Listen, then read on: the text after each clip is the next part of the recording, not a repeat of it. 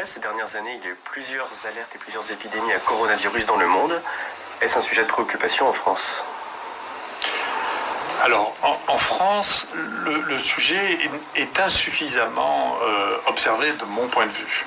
Par exemple, nous venons de regarder, et d'une manière incomplète simplement, sur les prélèvements que nous avons depuis 2 ans, nous avons eu 364 cas avec 8 morts.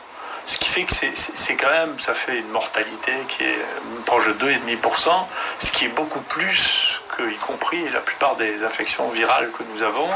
Et 8 morts, rien que sur des prélèvements faits dans le CHU de Marseille, c'est déjà énorme, et nous n'avons pas tout testé. Donc, 1, c'est fréquent, 2, c'est grave, 3, c'est très sous-estimé.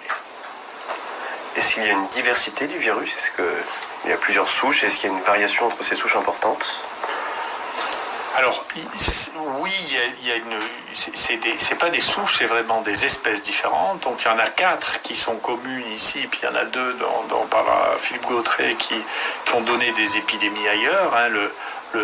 Une qui est partie d'Arabie Saoudite et qui a donné une épidémie en Corée considérable, une autre qui est partie de Hong Kong et qui a donné ça à Toronto, qui sont des épidémies qui se sont limitées. Mais oui, il y a une grande variabilité.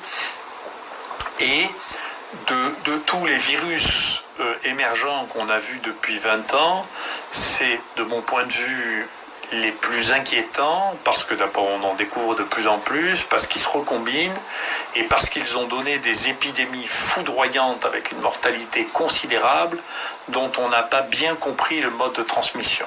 Voilà, que ce soit le SARS à Hong Kong et à Toronto, on ne sait pas pourquoi ça a commencé, pourquoi ça s'est arrêté, ou que ce soit le MERS Corona qui a été relié au chameau en Arabie Saoudite et qui a donné une épidémie considérable hospitalière en Corée, ou maintenant ce nouvel épisode qui est dans l'actualité, qui est d'un nouveau coronavirus en Chine. Mais peut-être que Philippe peut nous en parler sur le plan international.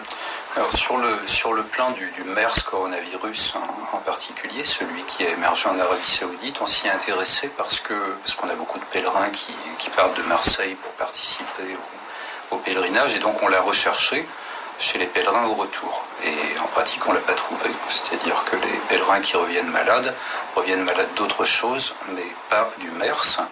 Mais par contre, on a trouvé d'autres coronavirus, et avec un portage au retour de l'ordre de 8%. Ce qui n'est pas négligeable, c'est le 2e virus en termes de fréquence, après le rhinovirus qui est cosmopolite.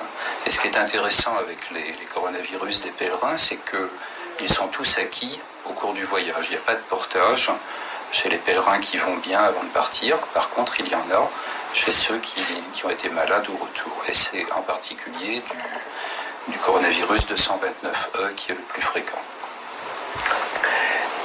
Et donc, faut-il avoir peur du coronavirus ? Je pense que c'est une peur raisonnable. C'est-à-dire que, effectivement, il y a eu 8 morts dans un échantillon incomplet de simplement le CHU de Marseille, de tous âges. Il y a eu des enfants, il y a des sujets âgés, des gens d'âge moyen. C'est le groupe de virus dans lequel il y a eu les épidémies avec des nouvelles organisations de virus qui ont eu des taux de mortalité extrêmement importants. Et donc, c'est une vraie priorité en termes de réflexion, de travail, d'évaluation des moyens thérapeutiques.